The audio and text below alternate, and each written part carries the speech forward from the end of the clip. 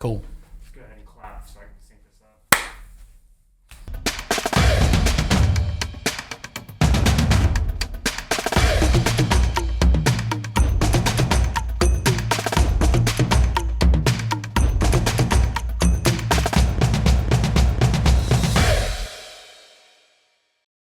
We're live?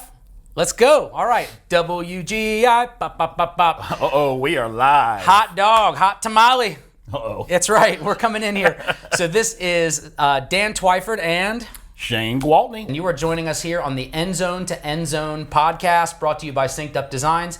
If you've never been with us before, we host this podcast for all the people in the marching arts. Mm-hmm. We celebrate the activity. We talk about teaching tips and techniques, and just generally try to, bring us all together, share knowledge, and, rising tide raises all boats. So that's why we do this. And we're really excited to be getting to go live to WGI's whole audience today.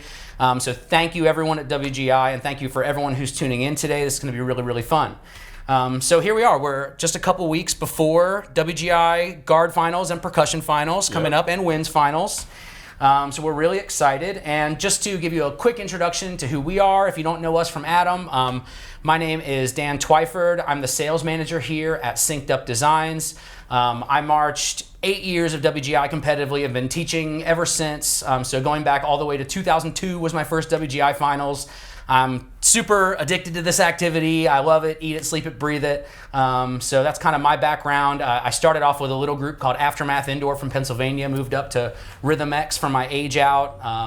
And I just have been, and I've been teaching Music City Mystique for the last 10 years, which has been really awesome. That's how I got to get to hook up with Shane here. And Shane, give a little background for yourself. He's WGI Hall of Famer, Yeah, I dabble.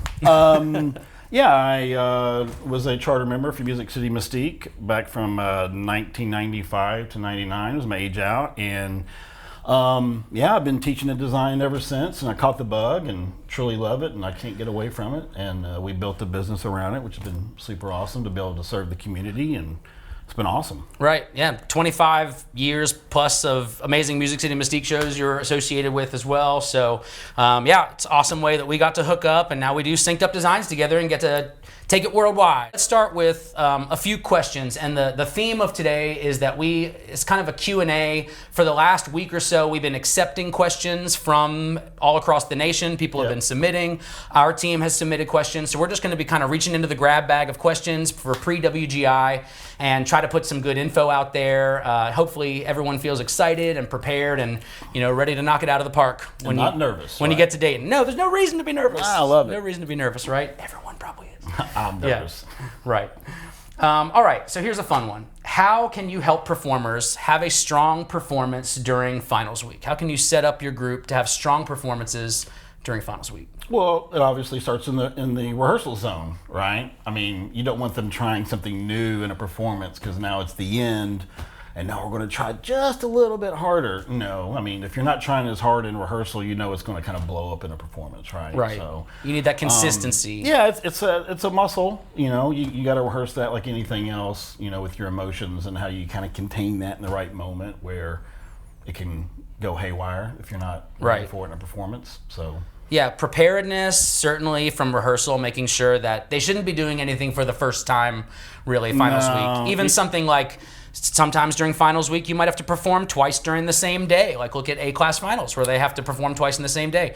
That's something that you should have done before then, right? Make sure that that's a chop you've got, right? It's not only just the performance, but it's also the things that go on before the performance. Like, did you load the truck differently this time now going up there for some odd reason? Mm-hmm.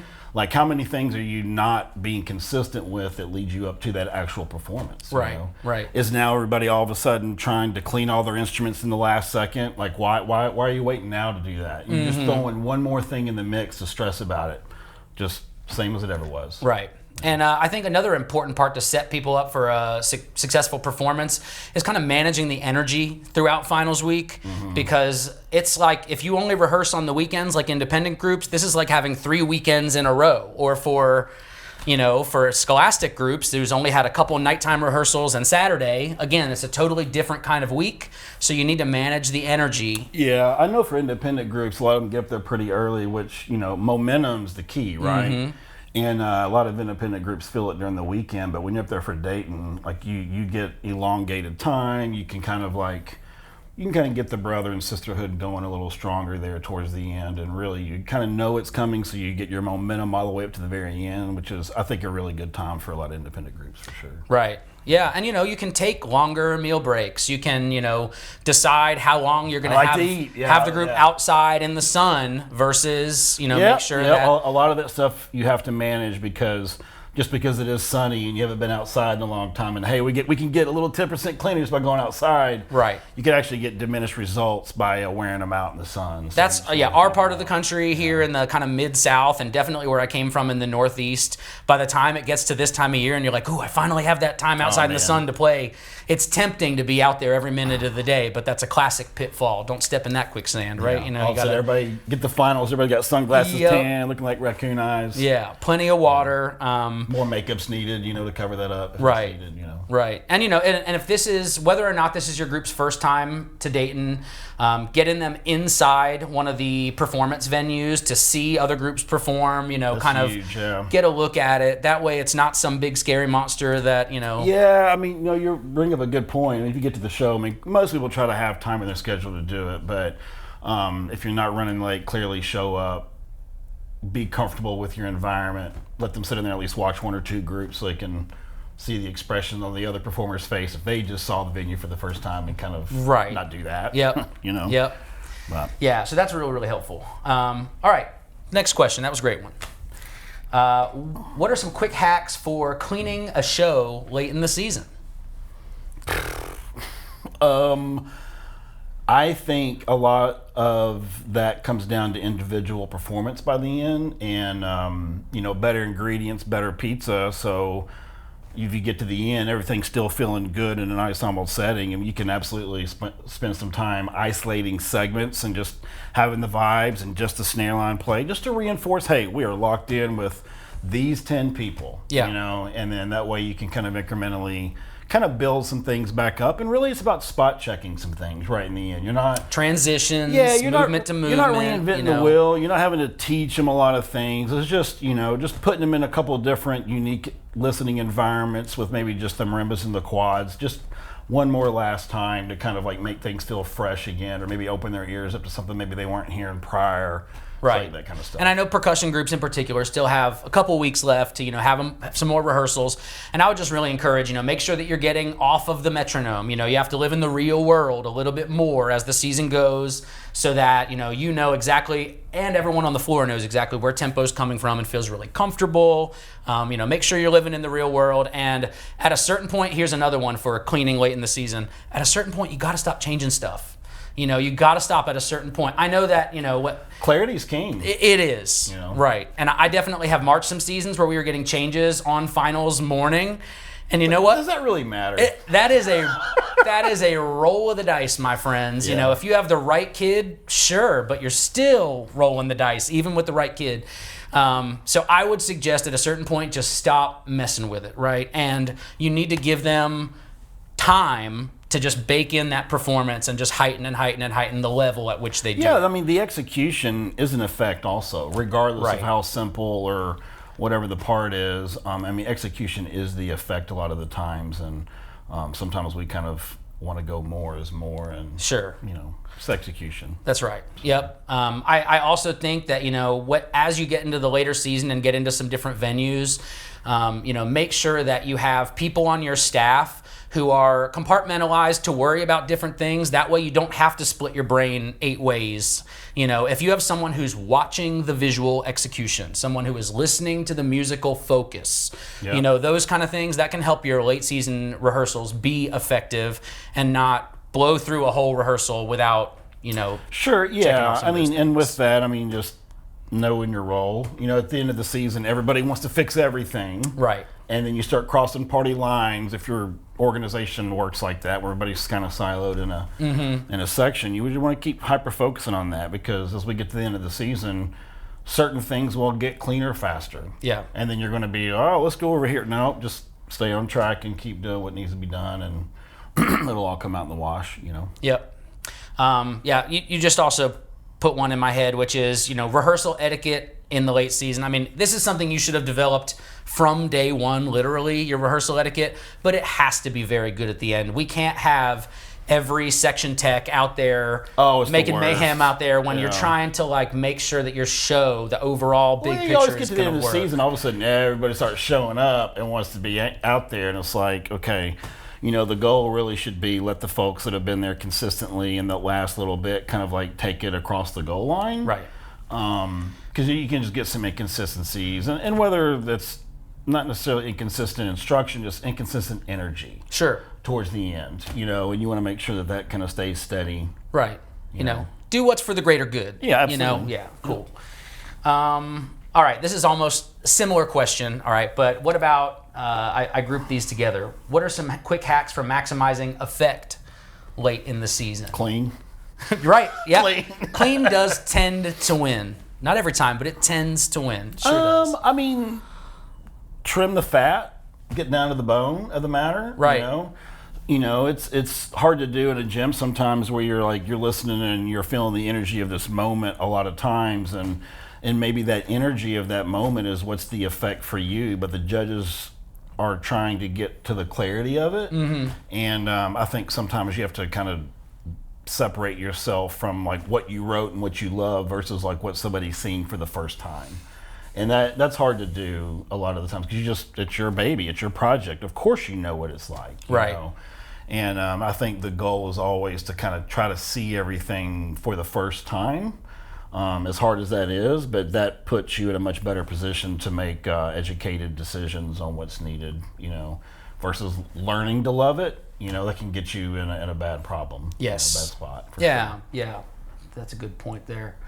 All right, this is a wholesome question for everybody. I know we needed a good WGI wholesome question right now. All right, aside from competitive success, what makes a successful trip to WGI for a group? Aside from competitive success, what makes it a win? I think being able to watch other groups. I mean, I could not imagine a group going to WGI and only performing, getting on the bus and going to the mall and then going home. Like, I think part of the experience is just seeing everything around you and seeing the other performers going through exactly what you've been through and seeing how things materialize on the floor for other groups, and just being able to watch another group pull their floor out and get it out. I mean, that's enlightening for a lot of high school groups. Right. When you actually get to watch other people function at different levels the same way you've been doing it. I mean, it's kind of enlightening with that, you know. And not only that, just watching other groups perform, because all of a sudden a lot of these high school groups, you know, they're hearing their staff talk about performing, they're talking about execution, and when they see other groups either doing it or not doing it, all that stuff now materializes in a way at the end of the season that in my opinion concretes things, so that when you go into the next season, when you say those things out loud, that freshman now understands what you're talking about, that sophomore really truly understands, and now that senior's really ready for a new lease on leadership, you know, because they can seeing is believing, and maybe they spent a few years really digesting some things, but like maybe something finally clicked when they watched 10 groups in a row. You know, it's just like, wow, that's really killer. Maybe their weather was great, so they got to walk around the lot and see things up close and personal, and look at some technique things, and really just kind of understand what their staff has been trying to tell them to do. You know? Right. I think it's huge. Yeah, so, and you know, that's seeing's believing, man. That is planting the seeds for future designers too. I mean, you know, future staff members, all of those, you know, early aha moments. So, you know, I think that is one of the biggest things of all. Obviously, everyone is really trying to manage their time to make sure that they're getting their performances prepared and giving the best performances and keeping their group rested, all those kind of things. But when you've had your last performance, if there's still more time in the weekend and there's other groups performing, you want your kids to see as many groups as humanly possible and be the biggest mega fan that you could possibly be. Yeah, super fan. Yeah. I love walking around the lot. It's my favorite thing to do, just to see what people are doing, what their lot routines are looking like now, because everybody's doing such different stuff. Hearing how everybody sounds outside is always fun. Yeah. Because you can always determine what they're going to sound inside versus, you know, how they, not necessarily clarity-wise, but like compositionally as a full ensemble, and kind of what's there. It's good. All right. Well, let's switch gears here. And for everybody out there who's watching, if you're just tuning in, again, this is the Synced Up Designs End Zone to End Zone podcast. We're doing a WGI takeover today. And my name is Dan Twyford. I'm here with Shane Gwaltney, and we're the co-hosts of the Synced Up Designs End Zone to End Zone podcast. Again, we're doing a takeover here today as a WGI sponsor partner. We're so excited to we'll be at guard finals, percussion finals, and wind finals. So if you see any friendly Synced Up Designs folks, Synced Up Audio folks walking around at WGI, please say hi. Yep. We'd love to meet you. I passionately believe that we have one of the best communities out there, across all activities. I'm sure that there's a lot of cool things you can do as a high school student, extracurricular wise. I think WGI is the best. That's just my vote. All right. Yep. So if you're joining us, again, thanks for hanging in, and we're, hop in here. We're talking WGI, getting all the groups ready for the excitement of it. And the next topic I wanted to go into. Hang on. Also, if you're watching, if you got any comments, please leave it in the in the little comment section. We'll definitely be able to answer them live. Yeah, we can answer some live questions. Absolutely. So please, participate. If you got some questions you want to come in. We've got our main man, Thomas Draper, right back here behind the camera. So Thomas is going to let us know if we've got some questions to answer. That's right. I just changed 2 drinks off camera. So that my little magic trick. All right, so switching gears to another great question. This is kind of this was one question, but I broke it into 2 because I think there's two different ways to approach this. What are the important, please don't forget, WGI pack list items? So I broke this into performers and directors. So before we get to directors, because directors have like a whole lot on their plate, let's just go back to when we were in snare lines together or something like this. Not together. Not the same snare line though. That'd be fun. Sometimes we need the synced up snare line someday. But for performers, like the very first thing that came to my mind was just like, don't forget your section hype. If we all have that hat that we all got, don't be the one who didn't bring that to Dayton so we can't all wear it, Right? Like whatever it is. We got jerseys, we got the bandanas, whatever it is. And if you don't have section hype, finals is a great time to get some. You know what I mean? Bring it together. Have some esprit de corps about your section out here. So for performers, just a couple thoughts. Your equipment, sticks, mallets, uniform. I hope you bring them. All the stuff that you need to go on. Now you might be thinking to yourself, "Oh, well, the uniform. That's one of the uniform parents handles my uniform." Don't assume anything. Get eyes on If I were a performer, I don't care if I'm a freshman, first time. I want to see my own uniform in the bag, zip it up, and put it in the pile of bags. You know what I mean? Like, be accountable for your stuff. Your drumsticks, your mallets, your rifle, your saber. Yeah, everything you're going to need to perform at WGI, put eyes on it. Don't assume if you're a student out there. Shoes. Yes, your shoes. Oh, my gosh. Sounds silly, but, Correct. And even though we can get black socks at Walmart in a pinch, that is one parent who has to run out and go get them. So save them the trip, please, by being a little responsible out there. Sunblock, absolutely. Gotta have it. You're gonna be outside in Dayton, and that dovetails into how Dayton has all weathers, and you must be prepared for every weather. You will be hot. Sometimes all of them in the same weekend. Yes. You'll get a sunburn and hypothermia in 36 hours. So just be windburn prepared. Yeah, it's crazy. That's what makes it fun. Come on, we all get to. That's not the fun part. In the man versus man narrative type, then there's also the versus nature narrative type that we're all in it together, right? You don't know what you're gonna get. So if you're a performer, you have to have clothes for all temperatures ready to go. It doesn't mean you need to overpack, but like a little bit overpack, just a little bit, right? And you will be surprised. Out of preparedness, right?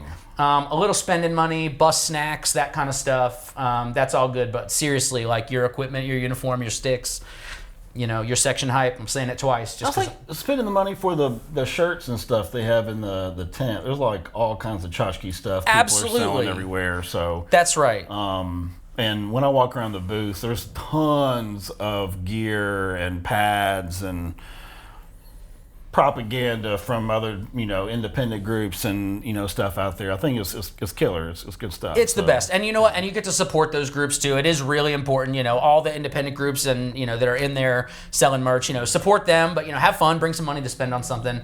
And we will see you in the vendor tent as well. If you come by, we will be in the expo, synced up.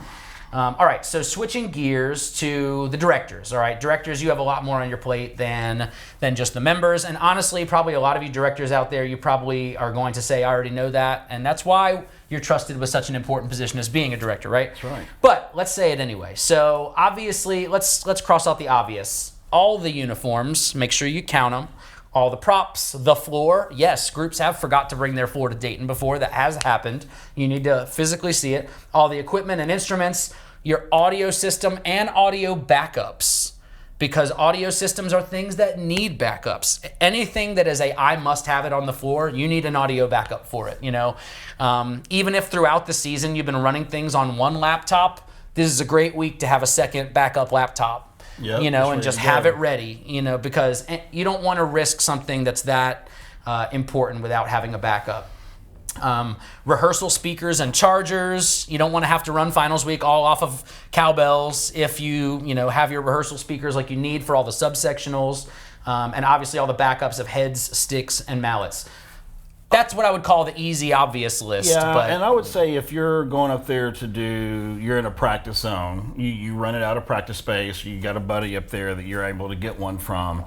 I would call ahead, make sure that you know exactly where to park, where the power supply is inside those things, because you don't want to eat up your valuable rehearsal time you just paid for with figuring out logistics. Yes. Finding out which door is open so that you can actually push your marimba through without having to take out bars and go around, right? Needing to take out bars. So let's go to logistics real quick, because I think that there's at least 4 or 5 major pillars of logistics that you don't want any of these to bite you. And I'm not, again, I'm sure a lot of this is known out there, and I know WGI does an amazing job with educational resources to set people up for success, but I've also been in a little baby group that was doing this for the first time, and everything did feel brand new and overwhelming. So that's why we want to give this information. So for logistics, for directors, here's just a few things to make sure you can check off. All of your transportation for the entire weekend. You need to have that calendar with your bus drivers. They need to know when they need to be where, when they need to sleep, and you need to communicate with that someone on the phone and verify. Don't assume that just because you sent an email 6 weeks ago that it's all lined up.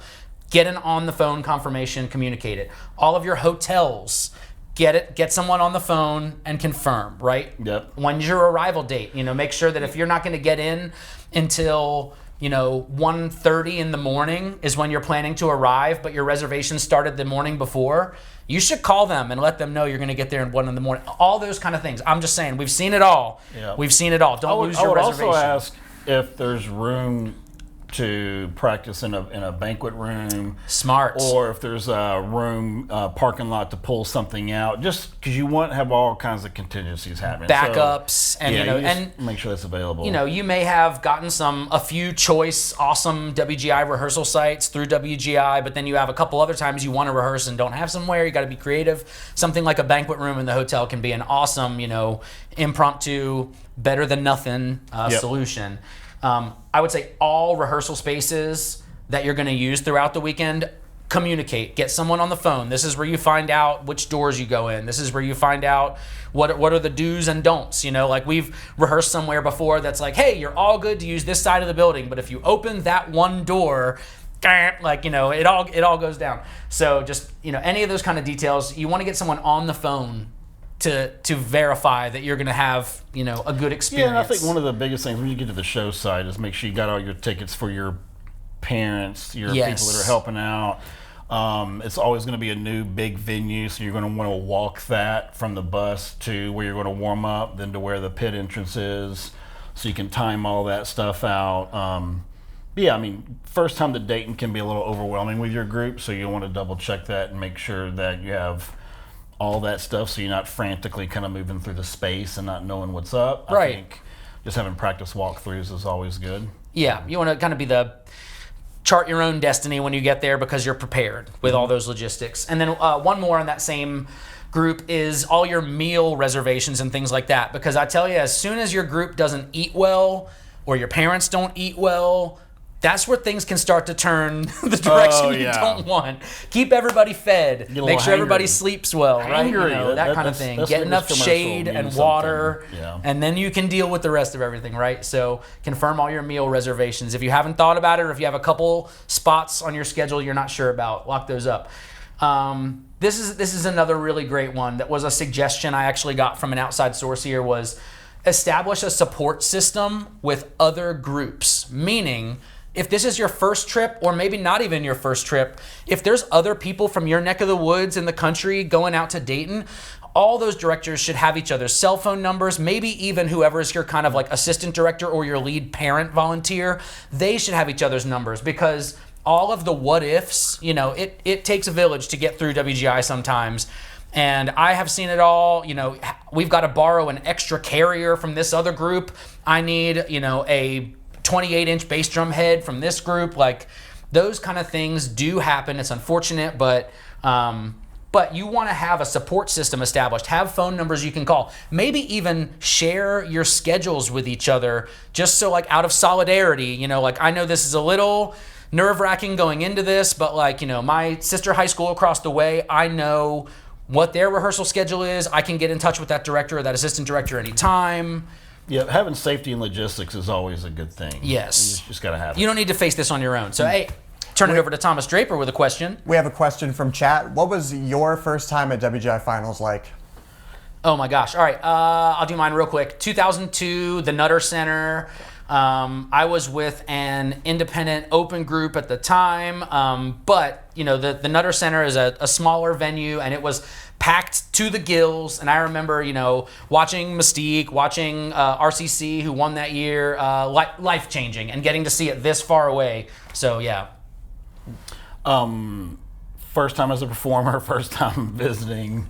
I was in '95, and things were a little different then. They were, you know, less people in the crowd or whatnot, but it was equally as exciting as what it is now. It's not any different, really. Yeah. You know, the energy was still the same. I will say our first year, I thought it was really funny story. We did onlines or on-field warm-ups, or some people did, or we did, right? And I remember this judge, and judges were also on the floor with us. Like, they would walk behind the pit and kind of like be up in our stuff. And I distinctly remember our first year, we played in the back left corner, a little online that we played, and the judge got on there, and I think it was Gus Barbaro or something like that, maybe one of the first guys. And just on the tape, he said, "Wow, thanks for showing me what you can't play." And oh man, that one stuck with me for a long time. I thought it was so funny. We didn't do an online anymore after that, except for in the lot. So, Yeah. So we did them in the lot. It was pretty fun. Yeah. So, but that was my first experience at WGI. I thought it was a really good time, and yeah.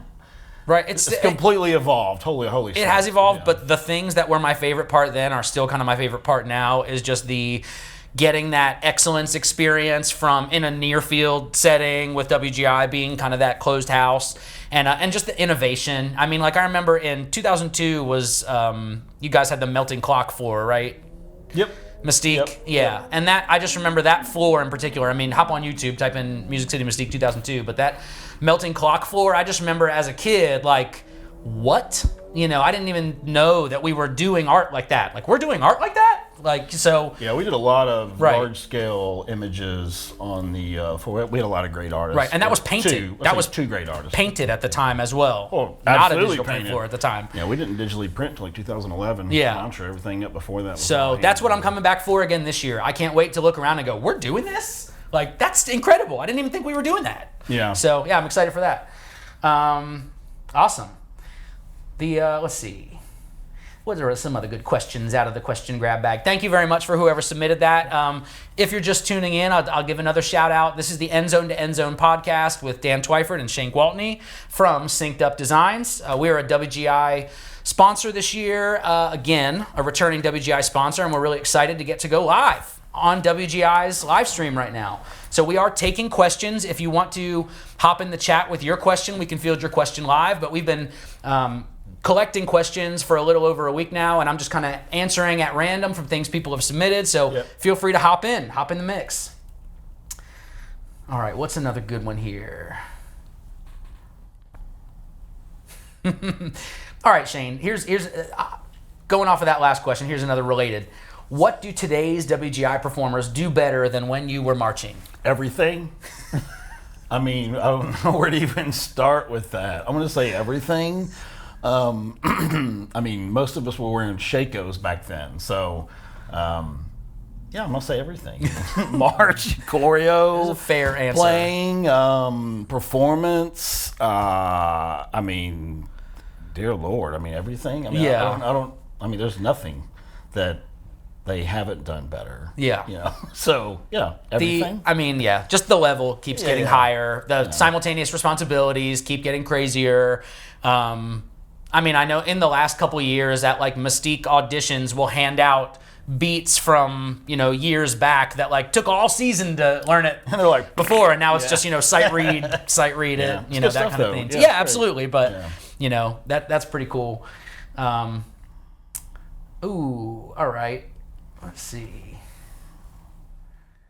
What are you most excited about for Synced Up at WGI this year? Because we're bringing 20 people. a big team. Yeah, We're excited or to be on site. And again, if you see anyone from Synced Up, please say hi. But yeah, what are you most excited about? Well, we're fortunate enough to be a gold sponsor this year, which means we have the ability to have a little bit more outreach, as in kind of what we're doing right now with this live podcast on this WGI takeover.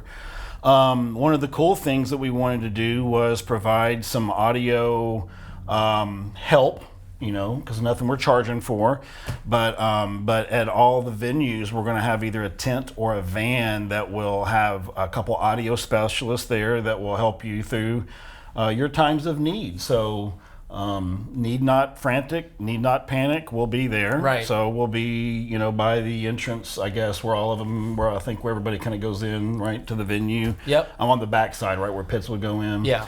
So, but yeah, we'll be back there. We can fix cables. We can help attachments, any can kind of wiring issues. solder We got on site, technicians there. Yeah.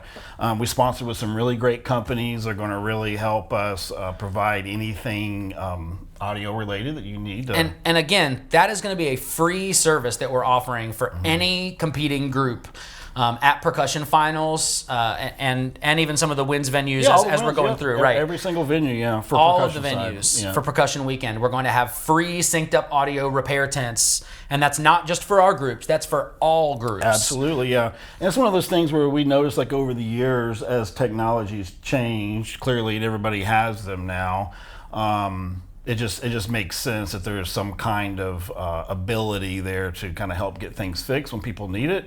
Because we all kind of do it organically. Hey, you help? Can you got this? You got this? And it's just like, if we have just some kind of safety net there that really elevates Synced Up audio and puts it where people need it, which is going to be right then and there. Yep. I think it's really cool.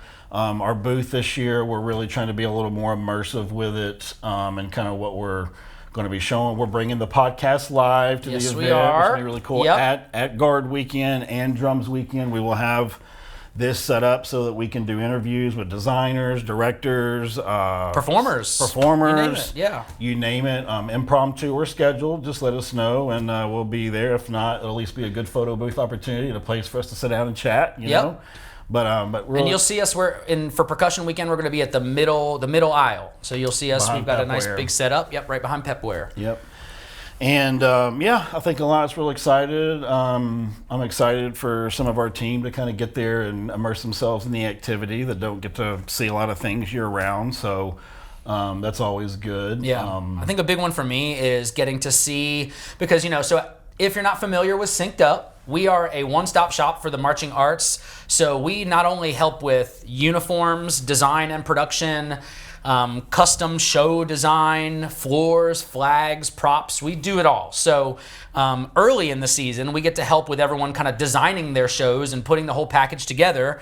And then, now we're watching the end of it. Right. It goes in the oven for 3 or 4 months. Yeah. Now we get to see the final product. So that's always one of the most gratifying things for us, is just getting to see all the amazing work and, see somebody's vision, where at the beginning of the year, they're like, oh, we're going to the swamp with this show, or, oh, we're going to this is going to be a cloud show, or whatever their vision was. And now I get to see, and it's always my favorite part. Yeah, my favorite part is like just seeing the personalities come through. Because, if 5 groups did a show called X, Y, and Z, they're all going to be 5 different shows regardless. And I think that's the most unique part about WGI is the personalities that come through in the shows between the designers and the performers, and how that mixes together to kind of create this really cool plate of something from all the ingredients. I mean, I think it's really cool. Right. So, and I think there's a lot of respect that goes into knowing that these things take 6 months to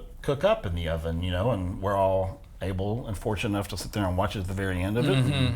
And it's good. The other thing is too, I'm still actively working with a group in the weekends and all this, and there's that kind of shared empathy that by the time you pull up to the lot and you see someone else's trucks pull up, that's not just a truck and 50 people unloading. That's 6 months of That's rehearsal. their whole thing. Yeah. That's just like what you did, but it's, with their show. And I just always have so much respect for that, and just so much to hear them set up and start their battery warm up, that kind of thing. I will never not be pumped for that, because I know what it means to them, just like what it means to us. Yeah, So, I mean, we're in a fortunate activity where, you only know what you know. Like, we have our own little island of whatever this is. And we know that everybody that shows up is part of the family. I mean, we've all been in the same trenches doing the same exact thing. And we know all those same war stories. Right. And it's cool. Yeah. fun. And then, obviously just, the other amazing parts of WGI being all the hangs on the side. I mean, even There's enough. I am sure There are we plenty don't of need to hangs. get into it, but I'm sure if we both said what the worst hotel situation we've had at Dayton was or something, my first year we were probably at some, rat infested whatever, but it was still it's the fun. That's the fun part. Well, You're we with got it. some stories about that, but that hotel doesn't exist anymore. I'm pretty sure Right. It's they had to condemned. burn it down. But even through the good and the bad, just getting to spend that last, solid week with all your friends, is just the best part. Thomas, were you given another question from back there? No, that's all right. Just good to see your face anyway. Awesome. And then, of course, just last thing that I am most excited about is the biggest, best reunion in the country of the year. We get to see all our old friends, lots of new friends, and I'm sure I will meet somebody this year who I'll be friends with for years and years and years from here on out. Yeah. That's always the best part, just because it is that kind of shared community. All right, let's see, what's another good grab bag question? What separates the good? Yeah, so this is a little more kind of general indoor education, but we're here for it. What separates a good section tech from a great one? I'm gonna say a great section tech will know when to not speak.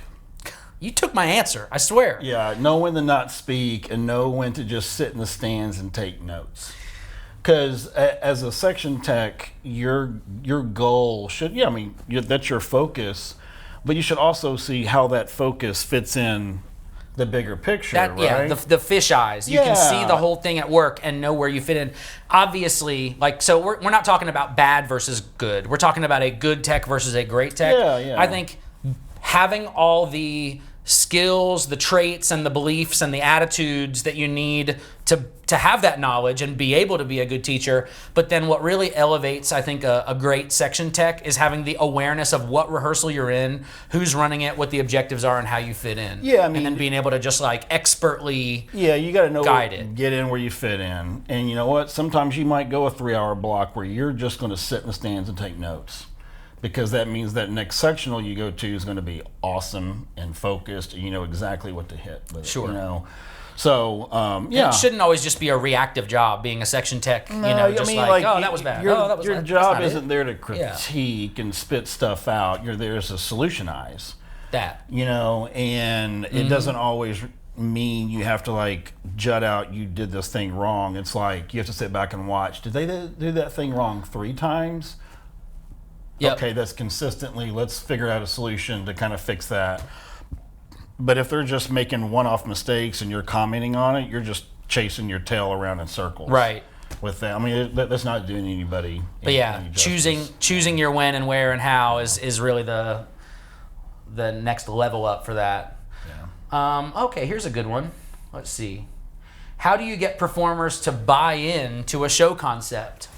Well, I think you need to study up before you present the show concept. so that when you're asking them to buy into it, you're not going off course from what you've been doing prior. I think it's good to know the personalities of the performers along with the goals of the group in the future. If you're a group that has trouble recruiting, I wouldn't necessarily do a show that's really heady and disconnects you from reality and the rest of the the public. Like, you need to find something that brings more people onto your boat in a more simplified way, so they understand and they get it and they feel smart, whether it's an entertaining show or just something that's achievable, like whatever that is. I mean, I think there's a lot of ingredients that go into just picking a show concept, just so you're not just blurting something out that looks cool and does whatever. I mean, you have to think about, do I have the assets to make this happen? Do I have the, whether it's props or whether it's assets as in performers to make some elevated concept happen? Right. Because I think performers can see when you present something to them if it's out of scope and it doesn't feel like the coat they're wearing doesn't feel like the program they've been in for a while. Yeah. Or the goals don't necessarily feel like they fit the personality of the group. People can sense that, and so, being thoughtful about what you're choosing based on your group, super important. Based on the goals of the group, super important. But even once you've selected your show, once you've actually selected the show, getting your group to buy in, and again, this is not something that hopefully you're not trying to get everyone to buy in a week before finals. It's a little too late for this year, maybe. But I think one of the biggest things is that you have to like it yourself. You have to show them why you think it's fun, why you think it's great. Don't be the chef who doesn't taste his own food or her own food. You know what I mean? I think the staff has to be equally excited about it first. Yeah. I mean, the staff is going to be a mirror of what's out there. If the staff is even Steven and even killed about the concept and not pumped about it, monkey see, monkey do. The members aren't either. So be able to give your own elevator pitch in a way that, like, hey, this is really fun because we're going to get to do this and this and this.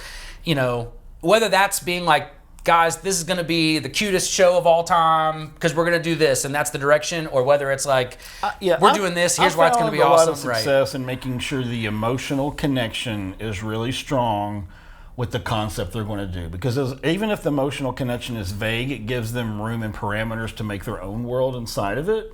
And to me, I think that's where you find the most success versus telling them what they have to be or do versus like, this is the world you want to live in. What would you do with that? What is the personality that you would want to develop out of it? Because to me, it's a two-way street. You can't ever force them to, you have to let them allow them to embody what it is. And you can come up with details. Hey, we're going to do the hair this or make up this way as like an aesthetic way to like push that concept forward.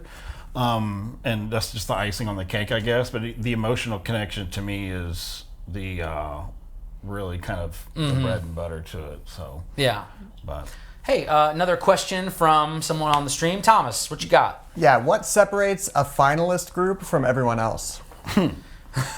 Scores. The score. Yeah. I know that's such a what you'd really love to hear. You can't fully control how that's going to shake out. If you're talking about the difference between 15th and 16th and 17th, like, there's not a tangible difference there. I think it literally is that they take 15 and you can't control who else shows up to the dance. And a lot of, you need to prepare your performers to not just be worried about placement. Again, that's part of setting the expectations is if you make their whole weekend about placement, that's a disservice. But it is part of the goal, though. What are some traits that finalist groups have? I can answer that question, right? What are some traits that finalist groups have? Less is more. I know people have seen videos like Nick Ferris has put some stuff out where, show some stats, things that most of us have already known for a while, which is you have the lower level groups, we'll call them that are trying to make in finals. They perceive more as more and not clarity is more. Right. And I forget what the stats were, but it was the amount of notes per show got way heavier as you got down into the bottom half of the group, which was really interesting. Because it's a perception thing, I think. And clarity of focus. Clarity of focus, and the more stuff you pile into it makes it harder hypothetically for a younger group, inexperienced staff, inexperienced members to kind of pull together, because you want to think about every minute of music that you have on the floor is a month of cleaning. Mm-hmm. So when you think about groups that are in the higher level that may have paced out how much their snares play or quads play or marimbas play with the snares, or bass drums, or like how much tutti section is playing, those groups are triaging that like a fine pencil, you know what I'm saying? Right. Like they understand exactly what that is, so that when it comes time to clean, they can sectionalize, and now the snares only have 45 seconds, a minute and a half, or two tops of cleaning to do, and they know they can manage that in the season. But then you times that by, well, the snares have 2 minutes, but they also have to play full battery with the pit at times, and now it's another minute or 30 or a month or whatever. So you want to think about all of that and how that really ends up in the end with time, commitment, and what's on the floor and what you're trying to do. Right. But ultimately, I think the groups that want to make finals that don't, they're inexperienced in being able to mind's eye the production effort, like the end game, before they start writing. That's where I was going to go. I think a trait of a finalist group is usually someone who can see the end from the beginning and make sure that the entire season takes the right journey to get there. Like if there's visual vocabulary, especially, I mean, we both come from the percussion side of the activity. So a lot of times in regular marching band, percussionists just have to crab and march, easier drill. And then all of a sudden you're an indoor and you have to do all these layers of visual responsibility. If you have some of that vocabulary in mind, you already have a moment that you in your mind's eye are like, this is going to be the ballad body is going to go like this. You can start bringing that into your visual warm-up sequence from the beginning of the season, some of the vocab, and then you have a whole vocabulary shopping list to borrow from, instead of being late in the season thinking of this cool new thing that we don't have the infrastructure to execute and then trying to force it. Putting outside your range is typically a hard thing, where as creators and designers, sometimes we want sometimes what we can't have, and what our palette and our crayons are saying is allowed. Right. And I think as smart designers, you have to make sure that you're setting your group up for success. And sometimes that means telling a young staff or the performers, no, you can't have 5 suckers for dinner. I know that's what we want to do, but we want to be able to do this in the end. So let's think about something else. So, I mean, there's a lot of egos and emotion, because I mean, it's the passionate thing we all do. And it's really hard sometimes to separate that part of wanting to be a creator and more is more from the reality of how it's perceived on the other end in competing mode. Of what that is. I mean, I think it's a culture thing. If you've got performers that you've trained to like, more is more, we got to have all these hard stuff, and not clarity and execution, then you're going to be, in a situation. Mm-hmm. So, I think another trait of a finalist group would be the director and the staff being able to keep their cool no matter what happens. You've already thought ahead about possible problems that could happen. You have backup plans. You have support staff who can help, who are all at the ready to help. You have enough water at your rehearsal. All those kind of things where you're thinking ahead around the corner, but then when things do go wrong, being cooler than the other side of the pillow, because everyone's going to feed off your energy. So I think a finalist group has adults in front of them who are unflappable in the moment. Doesn't matter what just happened. Our floor just tore. We have a huge gash in our floor. We can fix that. You guys get water. No big deal. You know what I mean? Any of those kind of things. The electronics don't work. Everyone's going to look at you. Whatever energy you give, that's what energy they give. And a lot of times it's like, we just need to do backup plan number 5 that we have right there. Boom, boom, boom. Awesome. Have a great run. That vibe is so much better. Yep. Being prepared, all those different, because we've all seen the groups that go out there they have an audio issue, and it's like, where's plan B, C, and D? And it's like, there is not. We're just going to have to wing it. So, but we all know things just happen. But be over prepared. Did you replace all the Band-Aids in your first aid kit, or are you out? That classic one. Yeah, I mean, but when you're talking about the thing that I find really hard nowadays is the fact that everybody's so good, and I know it sounds like a a blanket silly, CYA comment, to say that, but the reality is they are. Yes. And when you're looking the groups that are fighting to get in finals, I mean, you're coming down to clarity on that end of things. That's just what it is, and that's what the judges are going to reward every day of the week. They have no idea that you had or not had enough water in the background prepared. If you had 6 versions of electronics options, if something went, they don't know any of that. But what they do know is you guys played clean, and I could see what was going on, and it was all presented in a way that respects the judges' sheets, yada yada yada, right, and move on. But what everybody's doing is so good. Like I can't judge, nor do I want to judge.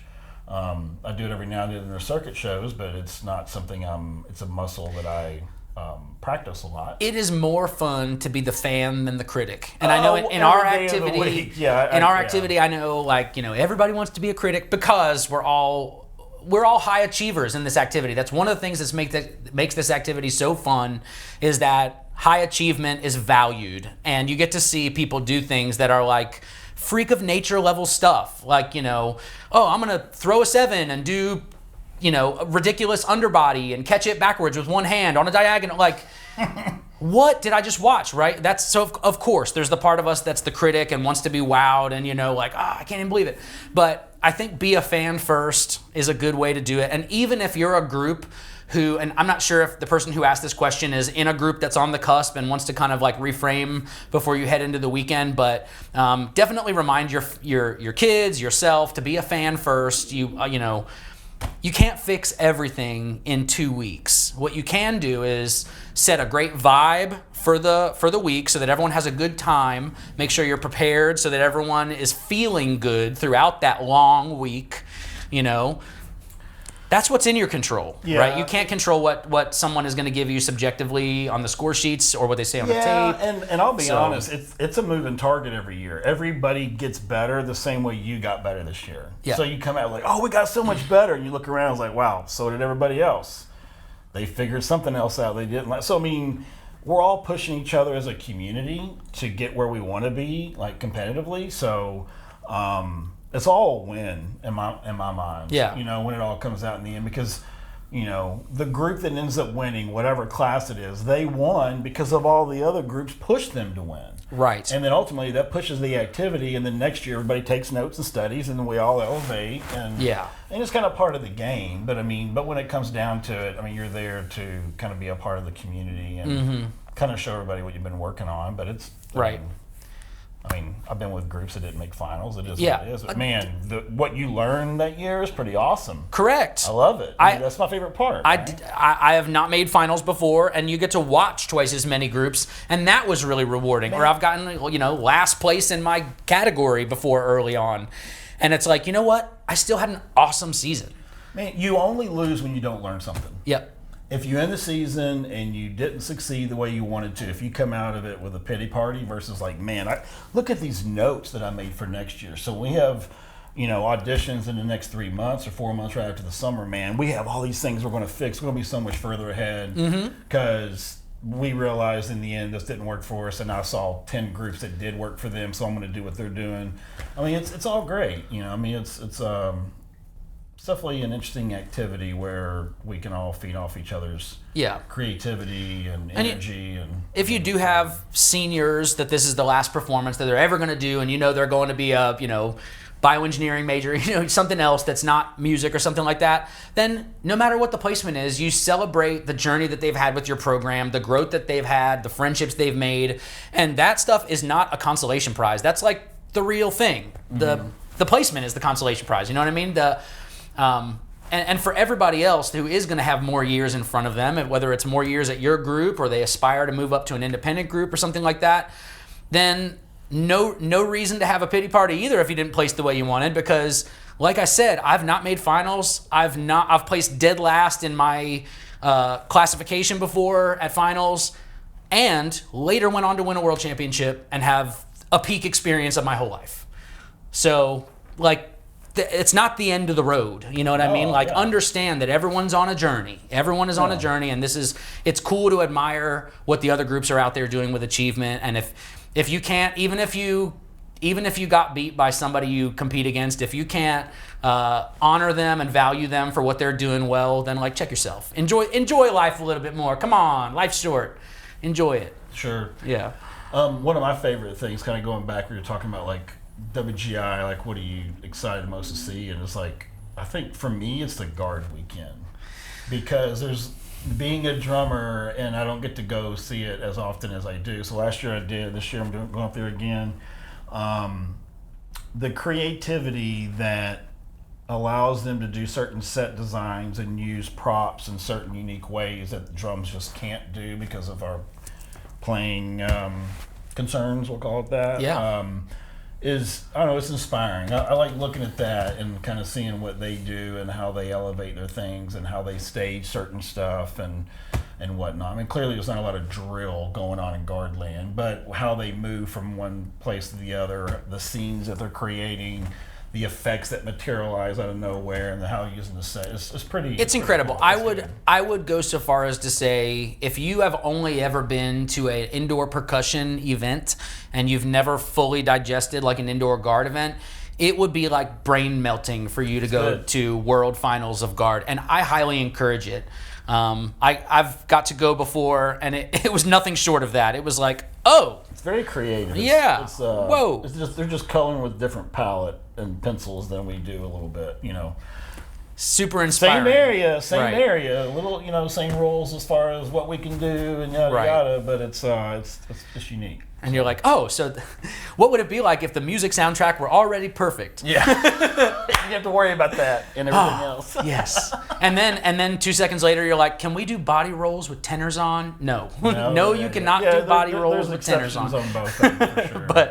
But yeah, I please, I encourage cross-pollination. If you're a percussionist or winds person, go to Guard Finals and vice versa. If you have the opportunity, do. If you're an age out, especially if you're a recent age out of percussion or winds, go to Guard Finals. Treat yourself. Yeah, and let's talk about winds real quick, from how fast it's came from where it started to where it is now, just on a level of production per capita. Now, I'm not sure like the quantity of the groups that are going versus what it was last year or before, but the quality per capita is pretty amazing with the groups that are going. Right.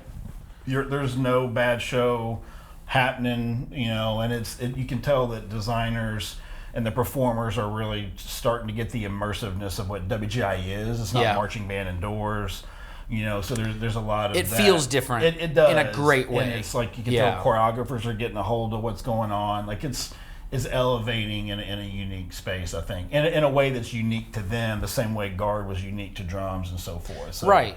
Of course, the same elements, you know, it's in a gym, it's all of that. But they don't have, you know, in marching band, it's like after the horns play their phrase ending, you can have the guard take over a transition or the percussion, which they don't have. And that has raised the level of creativity in a really cool way. You gotta work with what you got, but you still gotta fundamentally do some of the things that people expect. Right. You know. And I also like that there's more variety than, like, no shot against percussion or guard, but a lot of people come with the same stuff out on the floor. You're gonna have 8 or 9 snares, 4 or 5 quads, 4 or 5 basses, cymbal line, maybe a visual ensemble, and a pit that kind of does this.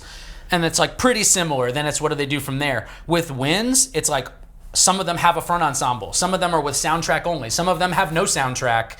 Like, just the different ways that they even choose to approach putting a show together is really cool as well. So you don't sit there and watch every group feeling like you're watching the same ingredients used over and over. Yeah, it's been pretty unique. We're working with the Winds Group Valley High School in Kentucky, and we got 4 revolutionary kind of drummers up there. So they have a track also where there's moments where those drummers kind of become the live tempo focus, and so it's a cool mix, and enjoyed designing that show. Right. Yeah. But if you've kind of like, you know, from the sidelines been wondering about checking out some wind stuff, highly recommend.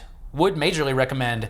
And you know, same thing, if you're going up as a fan for WGI, you know, hit some of the different venues. You know, you don't have to stay at UD the whole time. Yeah. You know, it's really important for all those groups to have good crowds, and honestly, like, it's your loss if you don't. There's some really awesome performances that you would miss if you just sat in one spot the whole time. So you know, plan yourself a good week of seeing everybody. But Get your walking shoes on. That's right. Yep. Don't get a new set of shoes, some dress shoes, and wear yourself a nice little blister. Don't do none of that. Bring your Dr. Scholl's. Bring your sunscreen. Your, everything. Winter jacket, parka, sweater vest, and everything in between. Mm-hmm. So.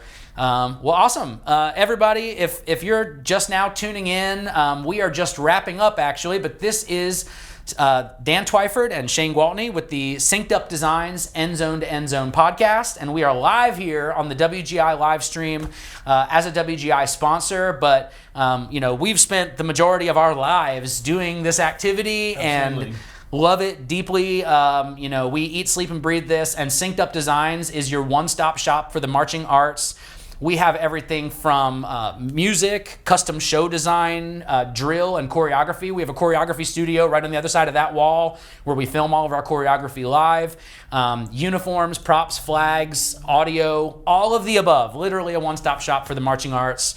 So if you have not heard of Synced Up Designs, please go to the beginning of this podcast. We're about to wrap it up here, and you can watch it all the way through and enjoy the rest of our live stream today on WGI's site.